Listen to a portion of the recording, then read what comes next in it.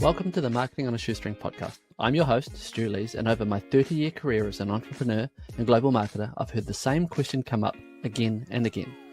People say to me, Stu, I want to do great marketing, and I know that it's possible because I see it everywhere, but it all seems so overwhelming, and I don't have that much time or money to throw at it. So what can I do? If this question resonates with you, then my friend, you are in exactly the right place.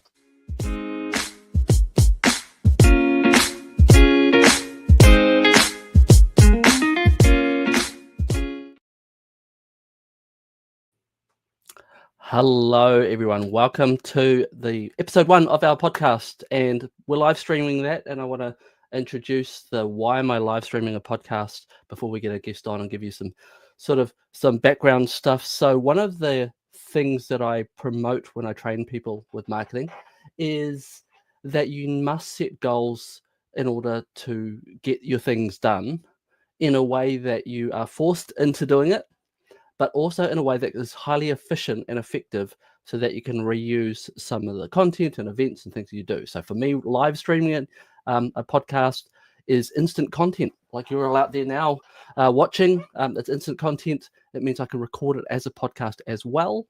It means I can lock in people who are my guests. So that's the first tip of today is that's why I'm live streaming my podcast recordings and not sitting in the studio doing the perfection thing. And so what I would like to do is just cover off a couple of things. One is I have an amazing guest, Sarah, who's coming on board in a second.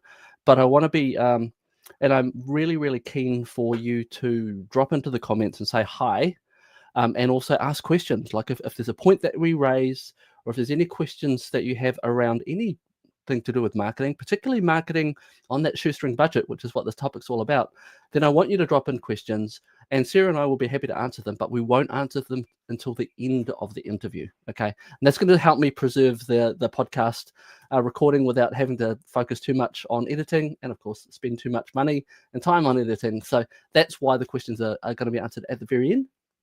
But I would love to not be talking to an empty room. I would love to hear from you. So please drop into the comments, whether you're on LinkedIn or whether you're on YouTube, and say hi. And we'll watch out for them, but we won't say hi to you back up until the end. All right, so that's how we're going. The session is going to last about 35 to 45 minutes, depending on how much I harp on with our guest. And our guest is a very, very, very special first person to be on the podcast. Her name is Sarah Davies. We didn't know each other. I saw her and kind of met her in 2020, way back in during that dark time of the lockdown. And one of the things I saw that really sort of jumped out at me is she was doing something that I really promote and encourage small business owners, entrepreneurs, solopreneurs to do in the knowledge industry, and which is to give away all of your knowledge over public forums. And I really saw this person out there who had this high level of expertise giving away to small business owners who were in a lot of need. And I was trying to do the same sort of stuff. So we were in these similar communities. But it wasn't until this year that I actually reached out to her and met with her and met with her in one of her really effective marketing tactics that I'm going to explore later with her. So I am so stoked to have you here, and I'm so stoked to have Sarah on board. So we'll bring her onto the stage now. Welcome, Sarah. Hello. Hello. How's it going?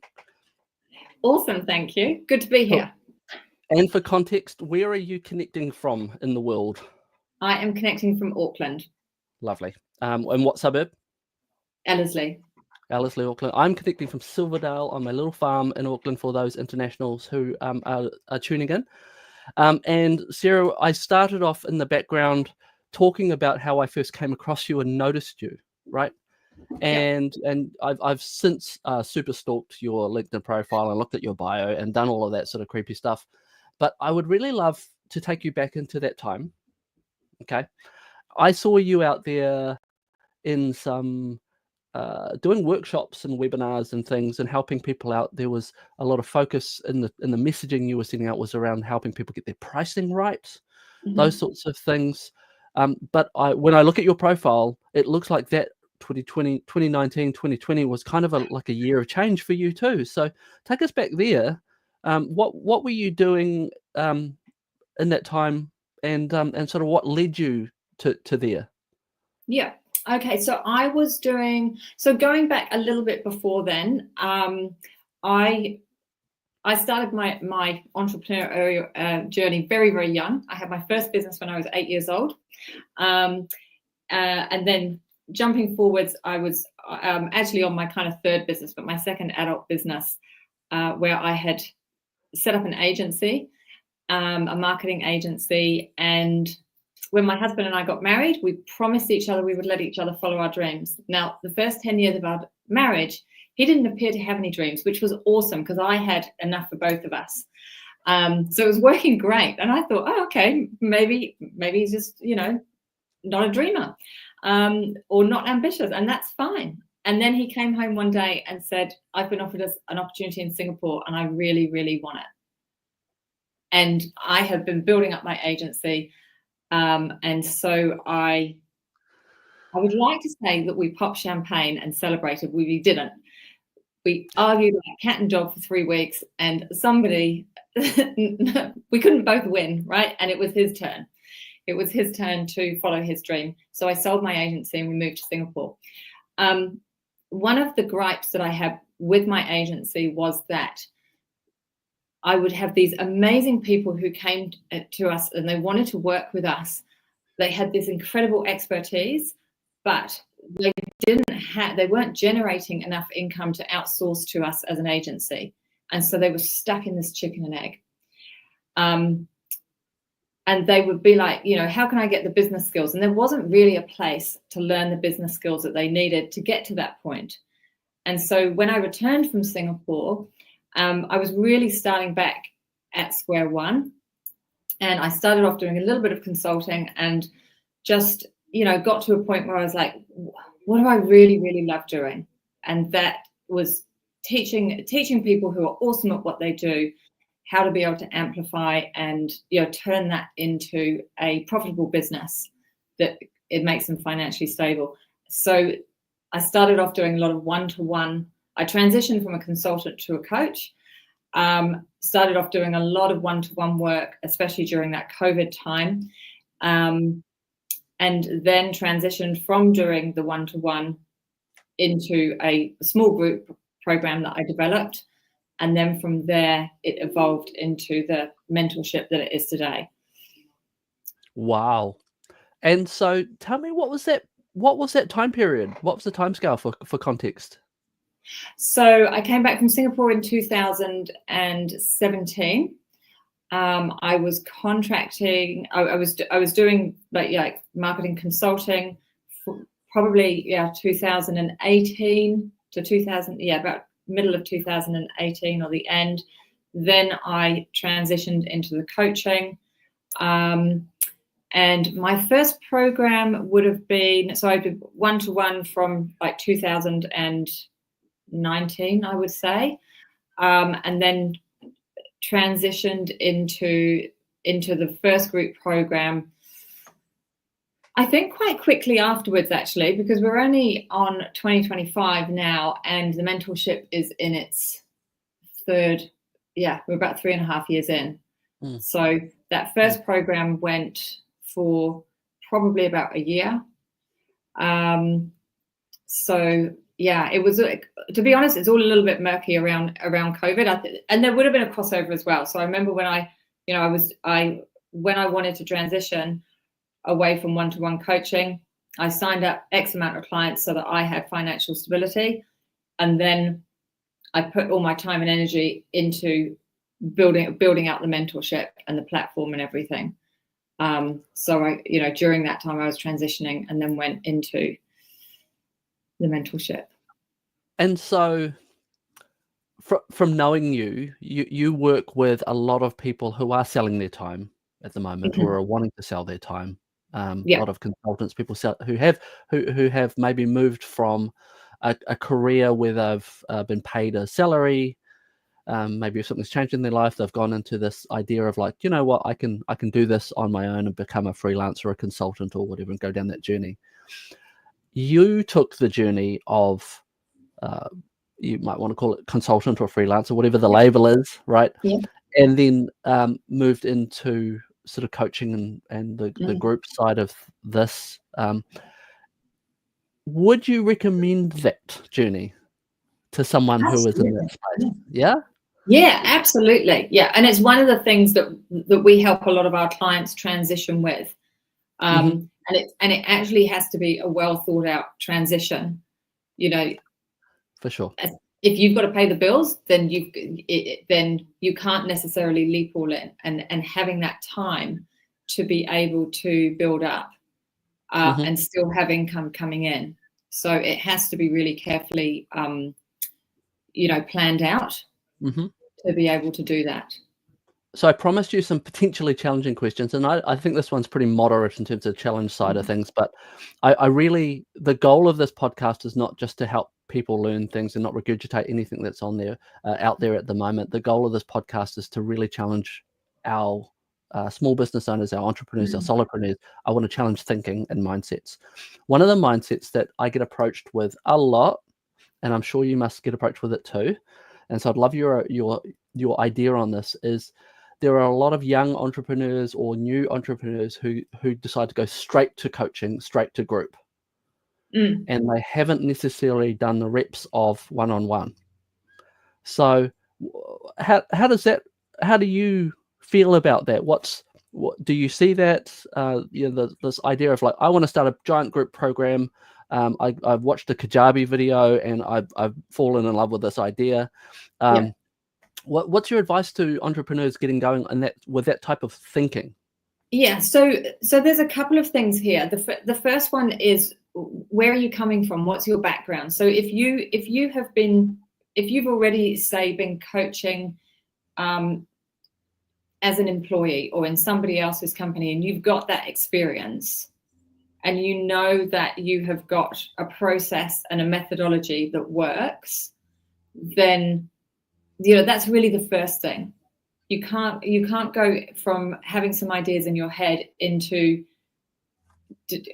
developing a group program. Okay, so you've got to have that methodology. You've got to have it validated, and that's something that I'm really, really big on, is validation up front, because until you've got real validation, it's all cloaks and fairy tales. It's all, so many assumptions, and I would say that 95% of business owners miss this step of validation, because it's not the sexy fun bit. But it is so, so important, and it will save you 2 years of struggle. So that's the first thing. I think that working one-to-one really, you can really, really hone. You can learn from your clients as you're coaching them, and seeing what works, and seeing, if you work with 10 clients one-to-one, seeing what's the same for each of them and what's different for each of them. Because if you're doing a group program, there's got to be some continuity. You can't have 50 people in a program who all have different demands. So where are the similarities? And then the other thing is audience. So you can spend all this time creating a program, but who have you built up an audience? Who's actually going to buy it? So we have people who come and work with us who actually want to develop online programs. And when they're ready to get to that point, one of the first things we do is talk to them about building a list of warm leads whilst they are developing that program, so that they've actually got people who want to buy it by the time it's ready to launch. Gotcha. So there's a few things in there, but I think there's a lot of people who've created a lot of programs that are, on the dusty digital shelf, and it needs a strategy underneath of it. Yeah, I hear you. Over that period and during the lockdown period, I think I had 17 approaches from different companies, individuals wanting to sell their knowledge online in a online recorded video course, because it was all the rage at the time. 2 of them succeeded. 2. Yeah. And the ones who didn't succeed, often they hadn't done the things you talked about. They didn't have an audience, didn't come with an audience. They just thought I can put some Facebook ads up and it'll just start selling itself. Yeah. They didn't have that validation that you talked about, which is I don't even know if people will see that this is useful, right? They thought it was useful. They were in love with the idea, of course, but they hadn't gotten other humans other than, and I'll be careful about this one, but your mum is not a good check-in on is your business idea going to be valid to your target customer, unless your target customers are just like your mum. And your mum just happens to be completely unbiased. But all too often, we as humans, and this is another thing, I want to talk about that validation, because I think validation is a really huge aspect. So I want to lean into that a little bit.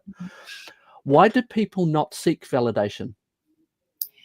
I think that we get all of our clients in our mentorship, when they're in phase 1, they go through a validation process. And it requires you to get vulnerable. But, and this is always my argument, with each cohort, we'll have somebody like, oh, I don't want to do it.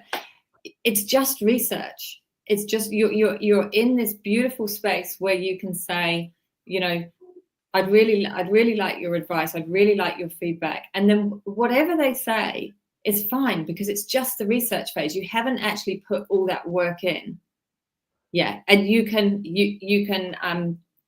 change it as you need to. So we had somebody in a cohort last year, and she'd been in business for about 3 years. She was really, really struggling to get clients. She was very, very talented, and she had this group of this community who absolutely loved her work. They literally hung on her every word, and she was nurturing them, and she was sure they were going to become her clients.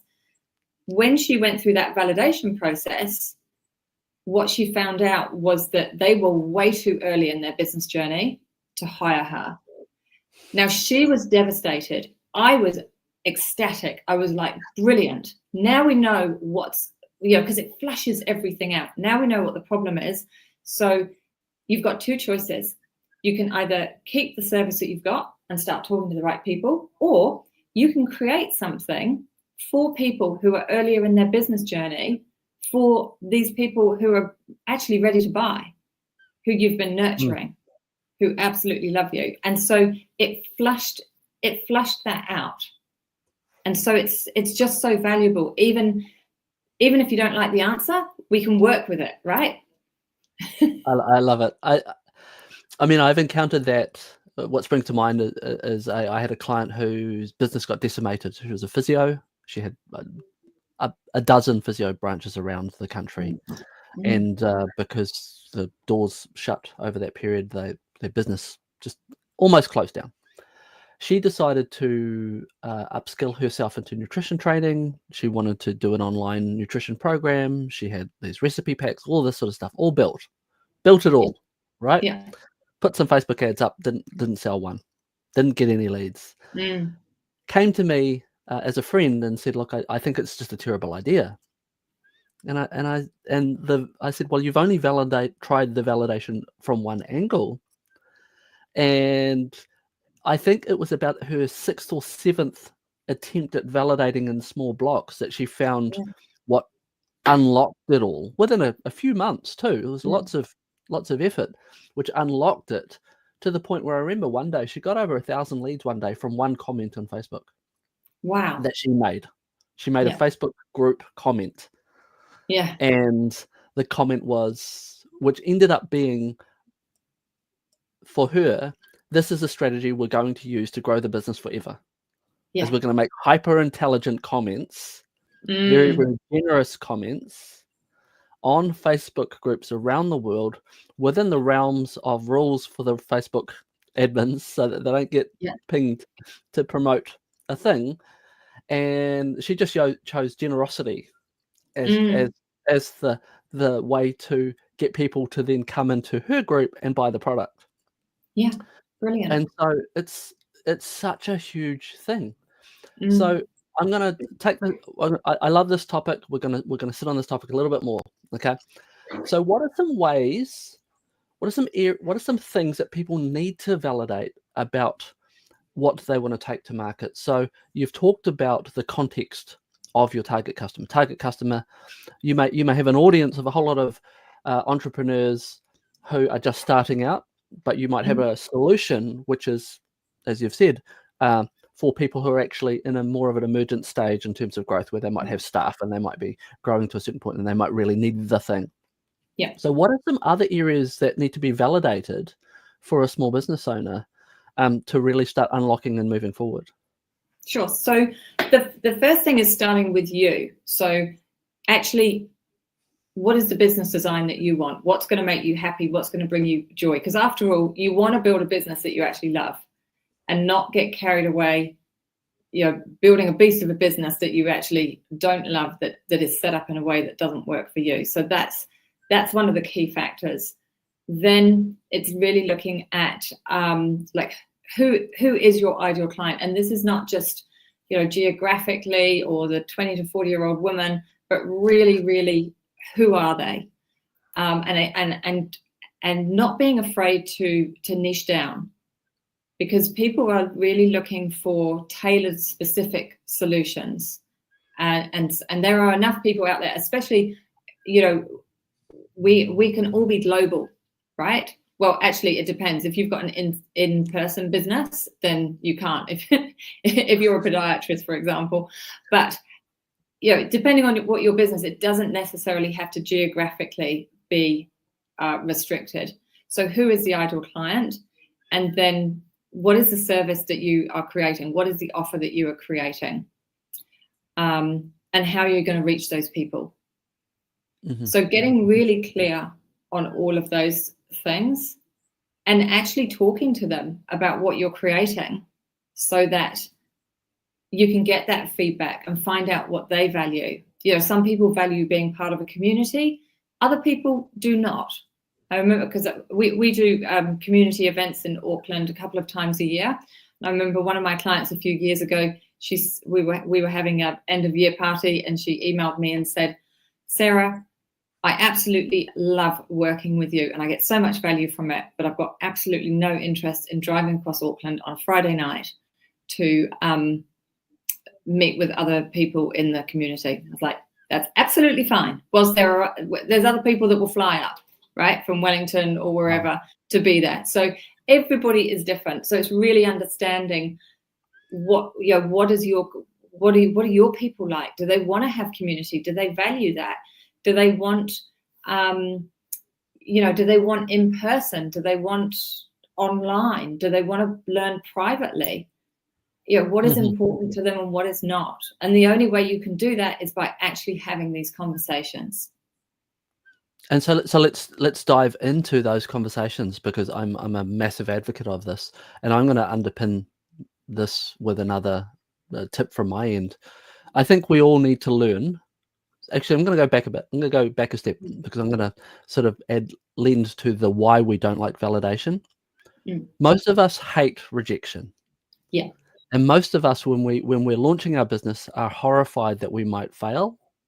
We're horrified that we might get chopped off like the tall poppies around New Zealand, but other countries have the similar challenge.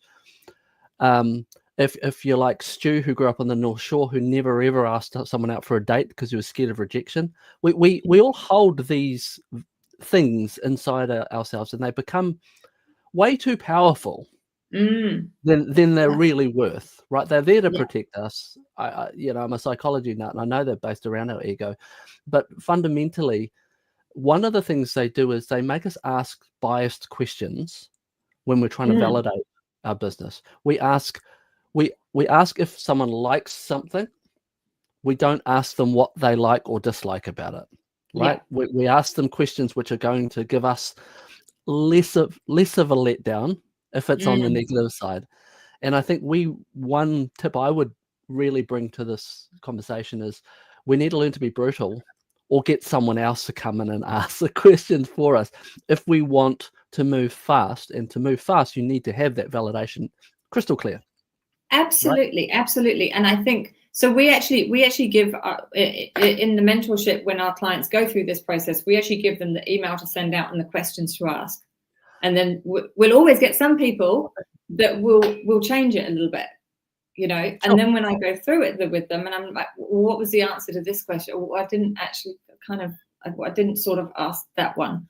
And so it's kind of like, you know, you've got to ask the questions. The other thing that we find though is in every cohort, somebody will get clients just from doing the validation process.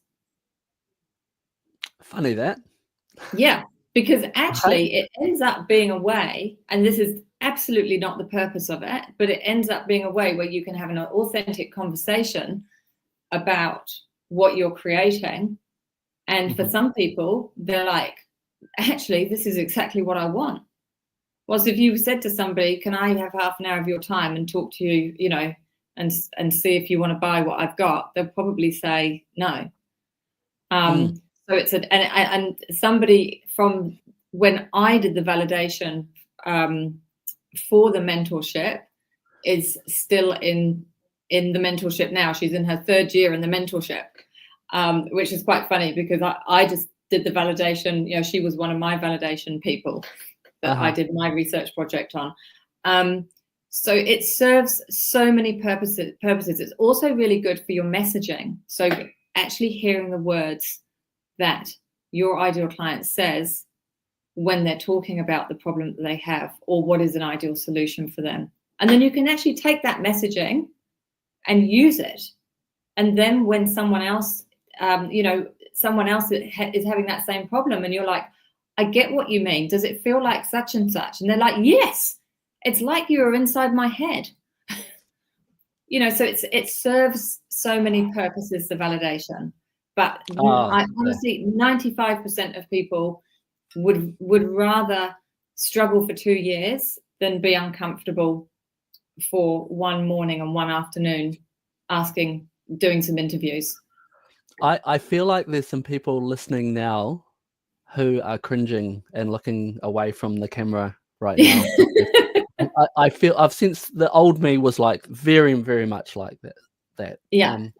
And you've raised a really cool point, and it's something that I love, which is like projecting the voice of the customer, right?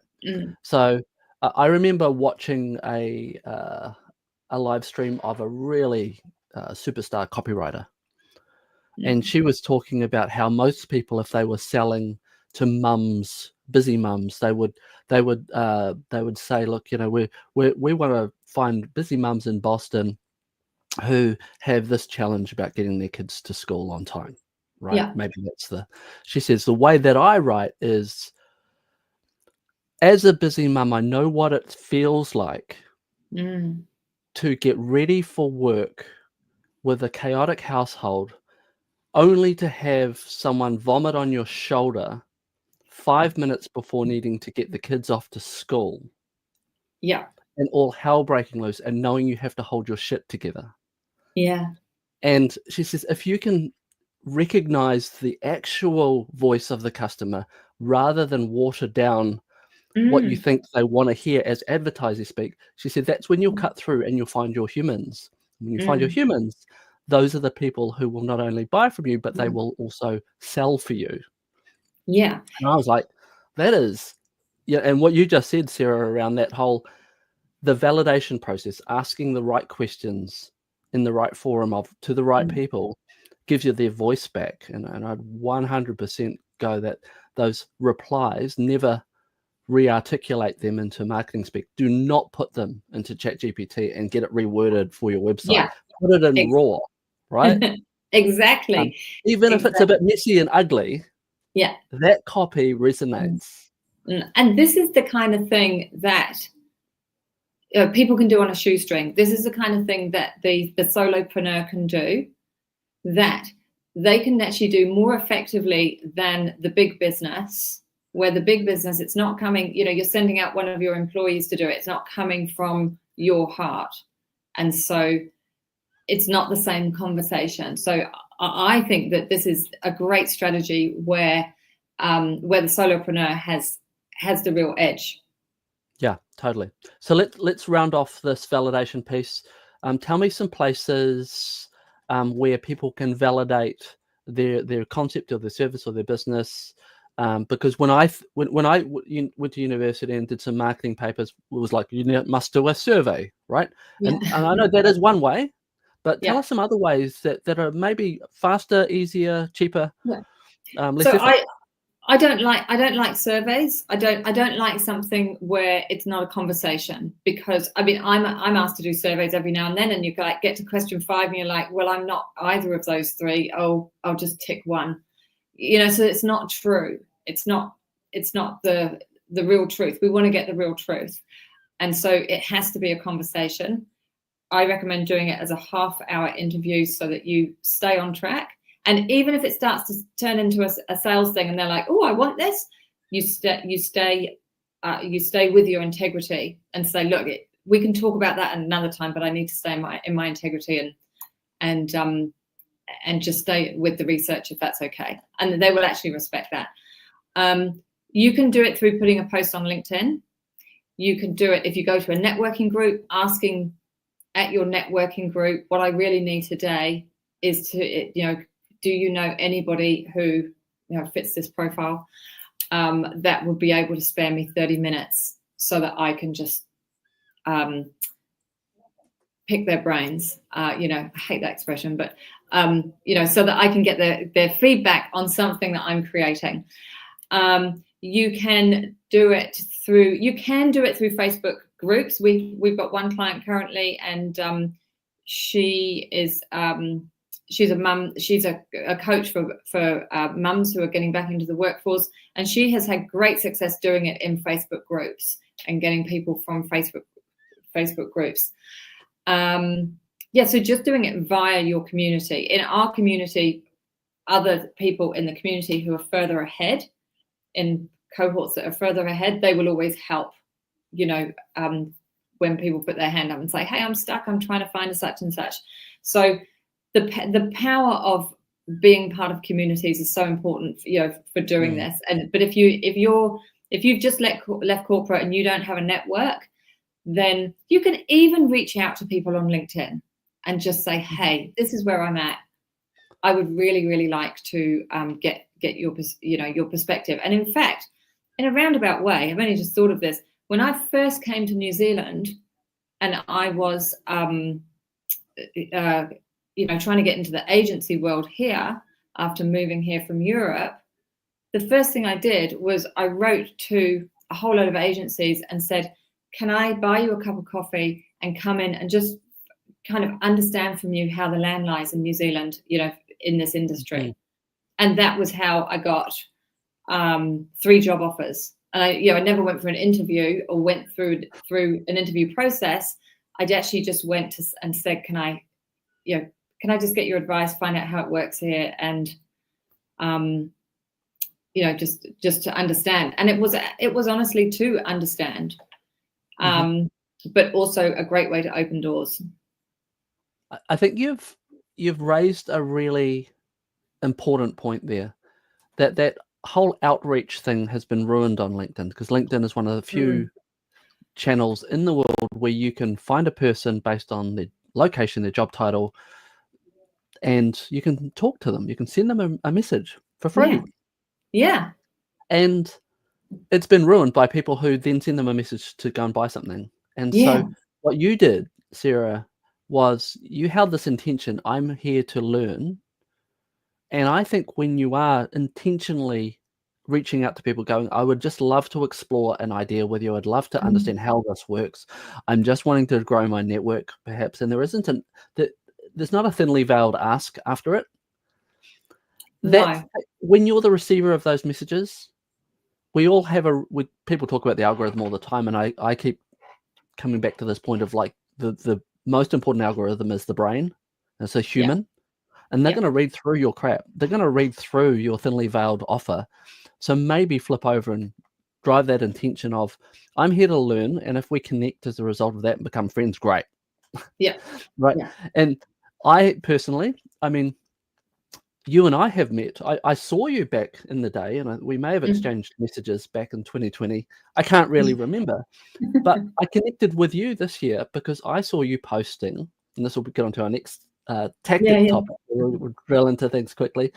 I saw you posting about something which I'm certain is a lead, a genius lead generation tactic that you have. And I attended an event that you held, and then I reached out to you afterwards and I said thank you. Right. And Yeah. we had a conversation on LinkedIn, and that Yeah. was my intention. Wasn't, oh, I'm going to like sell business to her. It was like, hey, what she did was a really cool thing. She deserves a little bit of feedback from people. I'm going to be that people today.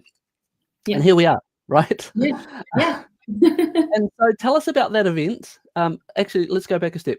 That event falls under the category of, I want to make some of these points that we traversed in our limited time today, actionable shoestring marketing tactics. So let's talk about lead gen, starting with the event that I first attended in your space.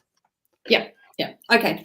So the reason that we held, so the event it's an online speed networking event called Beyond Commenting. We've actually got our next one on the 6th of August. And we basically, it actually started because one of the things that we teach within the mentorship is how to network effectively. And we teach people how to talk about their business. And it started off that it was just the clients and they would practice talking about their business. And then I said, hey, I've got an idea. How about I invite all my network on LinkedIn, and then you can practice talking to those people and actually start growing your network. So that was actually how it started, was to give our clients not just the tools, but then a springboard to putting it into action in a safe environment. And some of them had never been to a networking event, and certainly never a speed networking event. So it's created, it's 3 rounds, and we give conversation prompts because we know some people, they've never done it before and they're really nervous. So it just makes it easier. And it works really, really well. It's a win for everybody. It's a win for my clients because they get to practice it and grow their network and meet new people.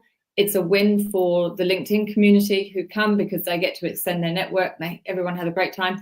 And it's a win for me because I will, for one, I'm kind of showcasing my style. But also I'll quite often have a couple of my clients in a room with a couple of people who are not clients who will be advocating for me and saying, oh, well, we're here because we're working with Sarah and we've just done this work, and they're advocating for me. And then, somebody will say, oh, I was just talking to a couple of your clients, I'd love to book a call. So it's a win-win for everybody. Oh, I went as a guest and it was a win for me. I loved it. There's an unspoken win that a lot of people don't talk about these events. I've got a chapter in the book I'm writing about it. It's around this topic of, if you can't be the cool kid in the playground, be the kid who uses dad's house for the party. And and I've used this in business numerous times where you might enter in a brand, might enter into a marketplace where you just don't know no one.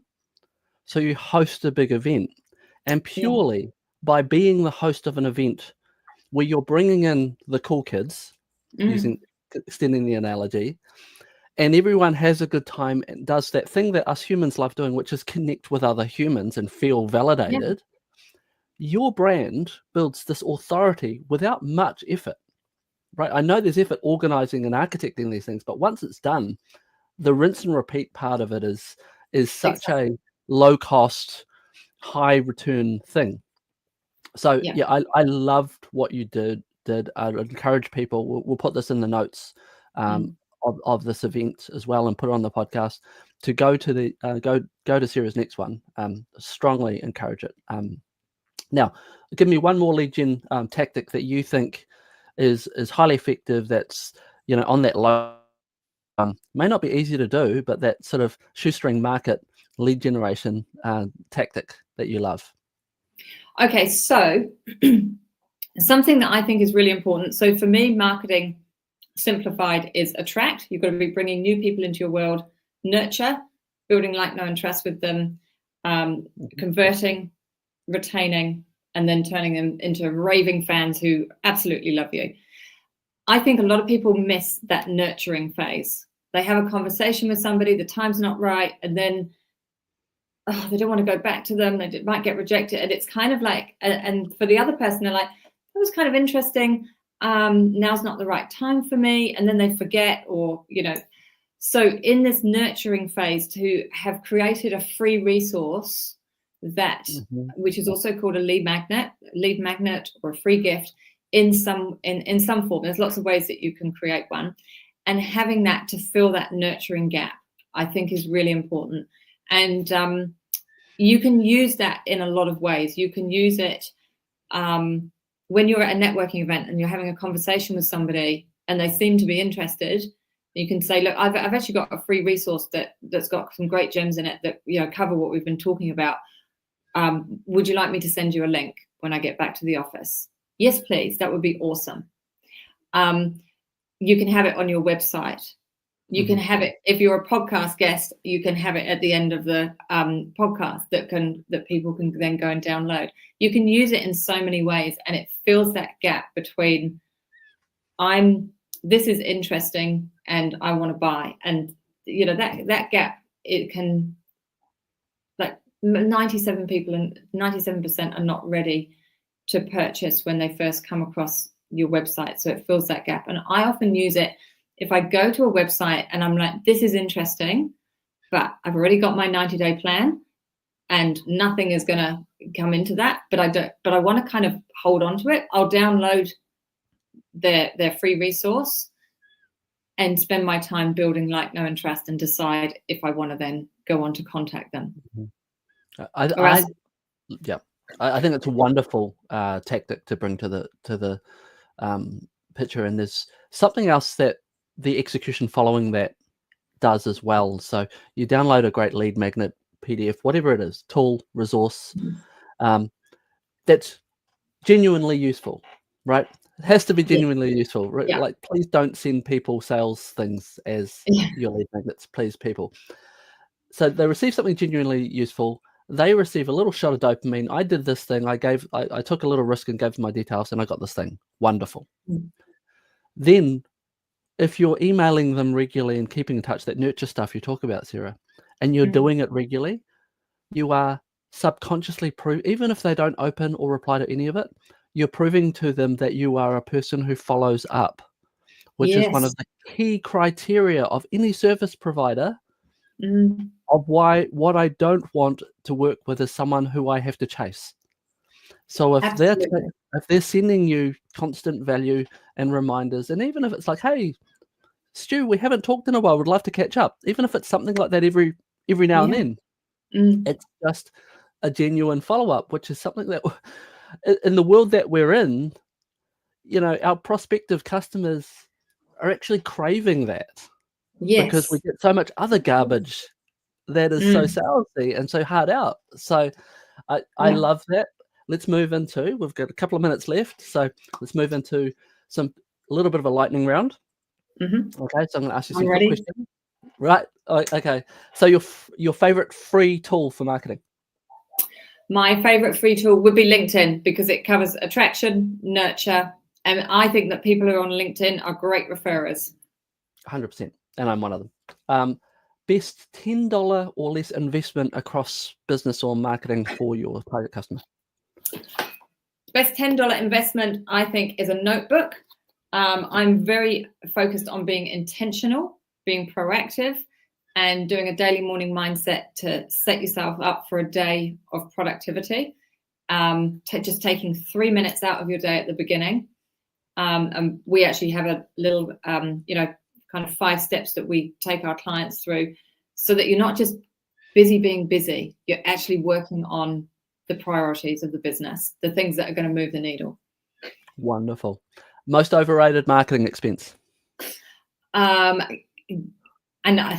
people won't like this, but I would say getting a website too early and paying for professional branding too early, because until you've got that validation, until you're really, really sure on who your ideal client really is, and you have created an offer that you have validated, then you don't want to be putting all that money into having a website built.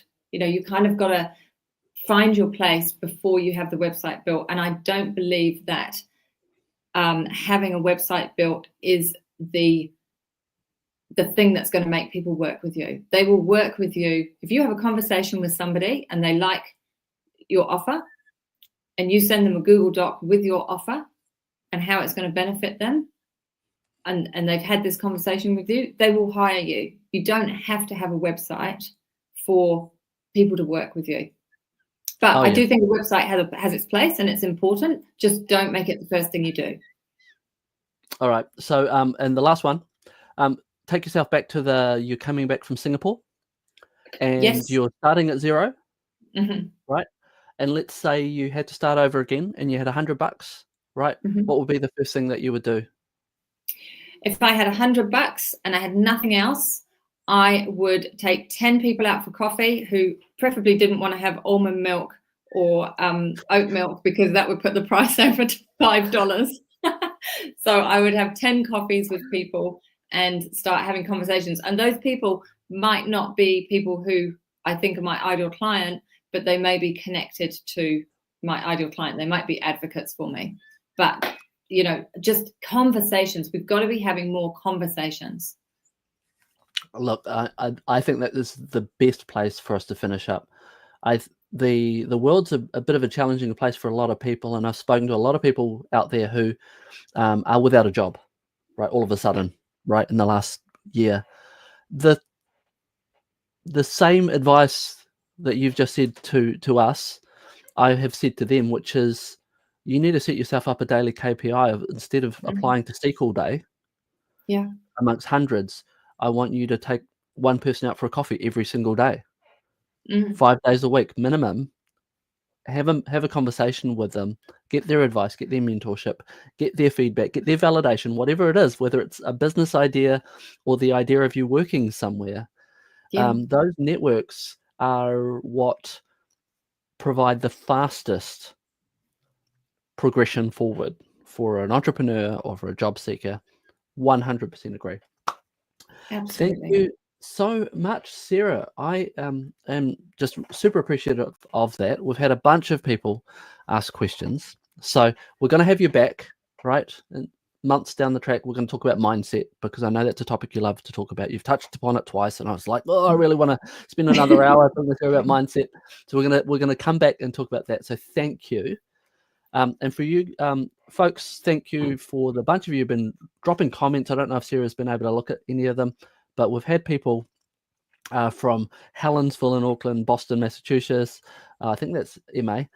Auckland, people from all over the world. I remember, and so, which really reinforces that idea that you said, which is we're in a global marketplace, and it doesn't matter where people are located these days, particularly now that Zoom and messaging and Slack are just like common forms of business dialogue now, right? Yeah. So if anyone's got any quick questions, I'm going to hang around. I don't know how long Sarah's got, but I just want to ask you a little bit, like, you've got a program that kicks off in sort of cycles of time, correct? So has your program just kicked off this week? Is that right? It's just kicked off. We've just done it. We've just did the first session on Tuesday. Yeah. And so are the doors open for people to join now? Yeah, you can still join now. Yeah. Okay. So I will put the details into the comments of this live stream and also into the podcast for anyone who's listening, to reach out to Sarah, please, if you want to dive into her program. I think the journey there is a quick Zoom meeting for you to flesh it out with them. Is that the easiest way for people to figure it out? Yeah. So the first step is to come and have a deep dive express with me and make sure that the program is the right fit for you. We work generally with consultants and coaches and some creatives, people who sell their time. And make sure it's the right fit, and then we can go from there. Fabulous. Hi, Mark Brickley. It's been a long time. I've been meaning to contact you. So it's great that you joined in. Hello, Louise. You just are like a constant stalker of us these days. Thank you, my friend. Hey, Angela from South Africa. Kia ora. Welcome. And Daniel, good to see you again. Geez, like all of these wonderful people, Sarah. What is this community that's wrapped around us, right? Yeah, it's so cool. What's your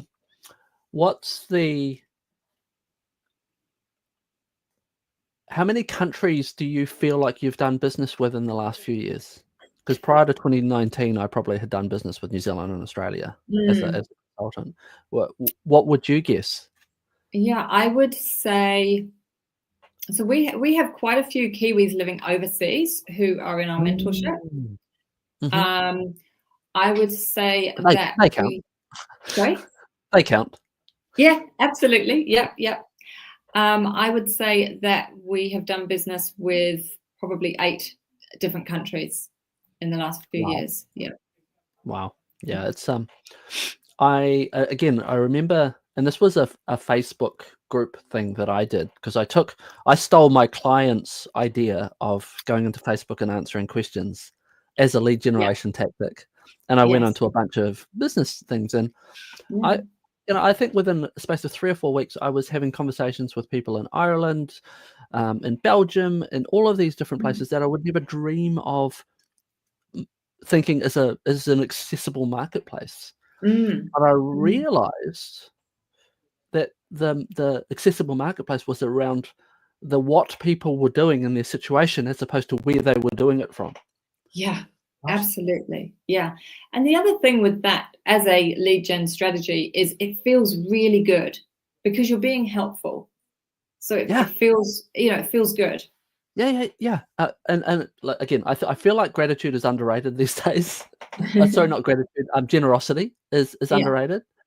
And if a lot of people like, I'll ask them what's the unique selling point. What's different about you, and they'll be like, our service is better, and we're more proficient, we're more professional, and all of these really sort of generic vanilla things. And I've recommended to a bunch of companies. You could rise above all of them by just being the most generous with your lead magnet. Yeah. Right? If you've got 15 lead magnets out there that are all doing solving 1/3 of the problem, you could be one that solves 150% of the problem because you're adding half of another problem to your lead magnet. And people are going to read it and go, wow. Wow. Right? And that is a really powerful connection between a personal brand and the target customer, which often outlasts that, oh, but I'm not ready to use your business now, but I'm going to remember you when I need you. Yeah. That's and those people can end up being a great advocate. They might not use you, but they might then tell their friend about you. And actually, one of the ladies who's a coach that's in one of our cohorts, she said when she was doing her introduction, when she started with us, when I saw all Sarah's free stuff, I thought, wow, if this is what's free, then what is going to be in the paid, in the paid program? And so it's kind of it's nearly a way of being, right? When you're generous. Yep, I think so, and it's a value. A lot of the times in our marketing, we don't actually project our values through to people, and people want to work with generous people. Yeah, they don't want to work with tight, stingy people. It's just not like how we're wired, right? And I want to offset an objection that I hear a lot, and I wonder if you might hear this objection too. Actually, I'm not going to offset. I'm going to let you offset it. What about people who come back to you and say, well, I don't want to give away all of my knowledge, Sarah, because then I won't have anything to sell to them. They clearly won't. But if I solve the problem completely with a lead magnet, which might be like how to do your FBT return in Xero, right? They're not going to pay me as an accountant to do it. That's a stupid idea. What's your response? So I actually think it comes back to who your ideal client is, because there's lots of things like I'm capable of mowing my own lawn, but I don't do it. Okay, because I don't want to. It's not how I want to spend my time. And I think if you're working with your ideal client, if they are a DIYer, then you're going to be thinking about what you give them as a free resource, as opposed to if you have a service where you are really educating them on what the solution is to their problem, but they don't necessarily want to be able to put all the pieces together and do it themselves. Yeah, 100%. And often they'll look at it and go, I love what this person has said. It's thorough. It makes sense. But I can't see myself getting around to doing it. Yeah. Or I want to I'm going to employ them to do it. Yeah. Right. That I think is a really common internal conversation that goes on. We've just had Mark Brickley, who's a fabulous human in the States, put a comment there. We're talking about lead magnets, but nice, generous people are character magnets. Oh, I like that. Yeah, we're going to steal that one, Mark. Thank you very much. And I think we're going to call it time-wise. Thank you so much, everyone, for tuning in. Again, I will put all the series details into the notes of this post, also into the podcast. Reach out to me if you miss any of it, and I will be happy to pass you Sarah's details directly, including her program. Sarah, thank you for bringing all that you have to bring to me today. I can't wait to catch up again next time round. And good luck with your program. It's great that it's kicked off. Thank you. It's been an awesome conversation. I love talking about this stuff. And it's great that, I don't see us as competition. We just love to have a good yarn about who's doing what and, how, and different ideas and stuff. And so it's really great to dig into it all. 100%. All right. Thanks, mate. And thank you, everyone. All right. See you.